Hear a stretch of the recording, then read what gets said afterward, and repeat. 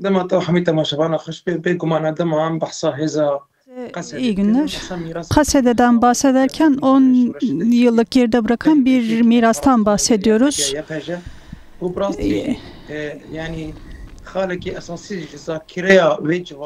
Toplumun hafızasında 2011'den beri önemli bir yer edindi. Bütün saldırılara karşı, bütün yok etme, soykırım saldırılarına karşı halkın değerlerini savunma konusunda küçükten büyüğe çok önemli bir değerin sahibidir. Kürt gençleri kendine dönük saldırılar karşısında kaldıkları yerleri, şehirlerini, mahallelerini korudular. Diyebiliriz ki bu Kasede'nin oluşmasının aslında çekirdek süreciydi. Bu tabii ki kolay gerçekleşmedi. Yani bir gecede olmadı. Bir kararla da gerçekleşmedi. YPG, YPJ ve Kasede'den bahsederken, devrimden bahsederken burada çok büyük fedakarlıklardan bahsediyoruz. Kuzey ve Doğu Suriye halkı için çok büyük bir fedakarlık yapılmıştır. Büyük bir fedakarlık, fedailik, büyük şehadetlerle ki 14 yılını geride bıraktı.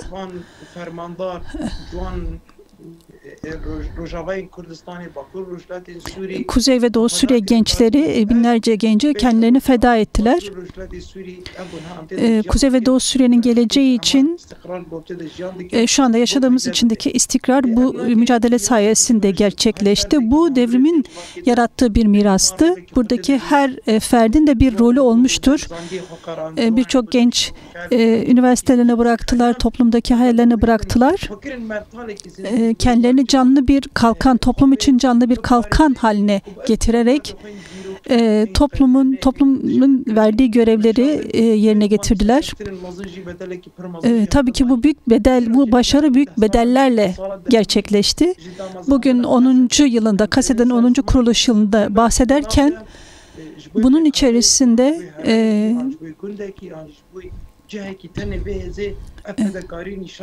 sadece bir bölgenin, bir yerin değildir. Bütün bileşenlerin, Kuzey ve Doğu Suriye'de yaşayan bütün bileşenlerin yarattığı bir başarıdır. Burada bir inanç yaratılmıştır ve bu bütün bileşenlerin yüreğine yerleşmiştir.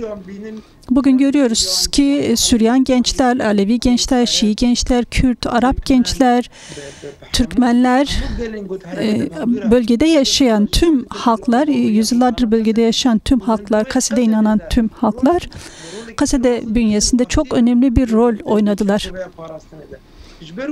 Bu nedenle bu şekilde bir örnek ancak böyle bir proje sayesindedir ki bu halkın yüzlerce yıllık hayali gerçekleşsin. Ki bu hayal Suriye'nin inanıyorum ki Suriye bugün eğer büyük bir değişime doğru giderken bu model dışında hiçbir model Suriye halkının hizmetine girmez. Bu bir slogan ya da övmek anlamında değildir. Yani bu bir gerçektir. Görüyoruz ki bugün bir Süryan genç görüyoruz ya da bir Arap genç de aynı şekilde bu şekildedir yani. Bugün de Kürt gençlerin öncülüğünde gelişen durum bugün tüm Suriye'nin mal olmuştur. Belki coğrafya olarak birbirine uzak olabilir halklar ancak bu düşünce, bu hayal toplumda her kişiyi koruyacak bir düşüncedir.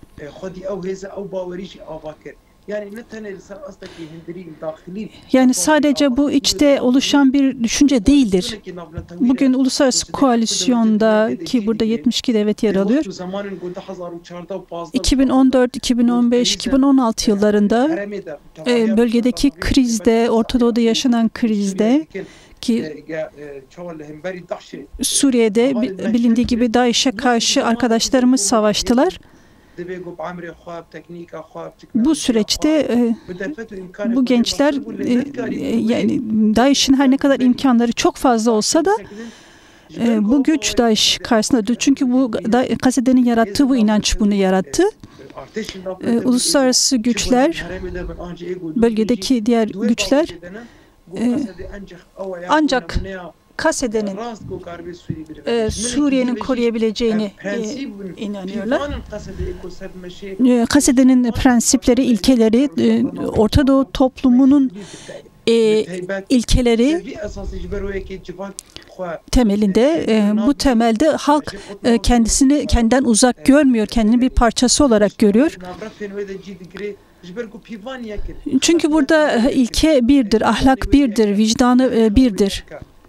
Hayali birdir. Burada toplum için bir mücadele veriliyor.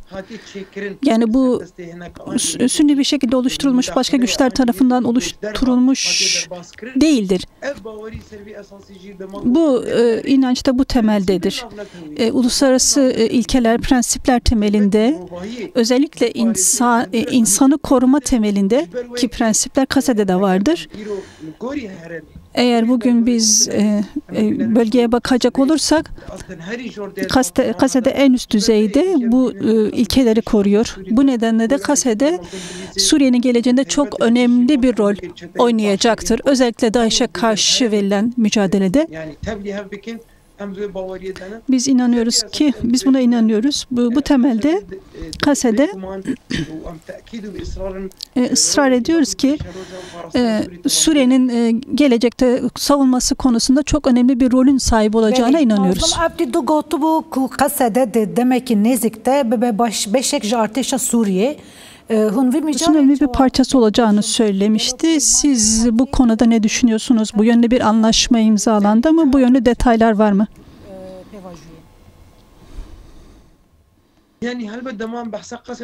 Kasede'den bahsederken ilk birlikten oluştuğu sürece bakmamız da gerekiyor. Suriye için ulusal bir ordu oluşturma, yani Suriye ordusundaki her ferdin korunması amacıyla bu görev ve sorumlulukla aslında kuruldu. Biz bugün de bunu tekrarlıyoruz. Biz yeni bir şey yaratmış değiliz. 2011'de nasıl YPG oluşturulduğunda, 2015'te Kasede oluşturulduğunda tüzüklerinde bu toplumun her bir ferdinin korunması vardı. Bugün de görüyoruz ki Suriye toplumunun korunmaya ihtiyacı var. Ve bu istek bizim birliklerimize de ulaşıyor ve biz buna hazırız.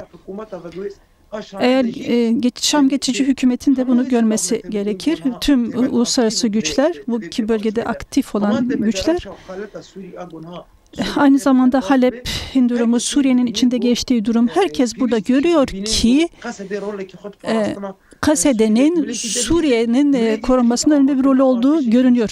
Yine ulusal bir ordunun oluşması bütün Suriye'nin toplumunun hizmetine girecektir. Bu nedenle bu konuda bizim üzerimize düşen görevin tarihi olduğunu görüyoruz ve buna hazırız. Burada Suriye güçlerinin komutanının söze gelecek olursak, Suriye toplumunun korunması konusunda elbette Kasede hazırdır.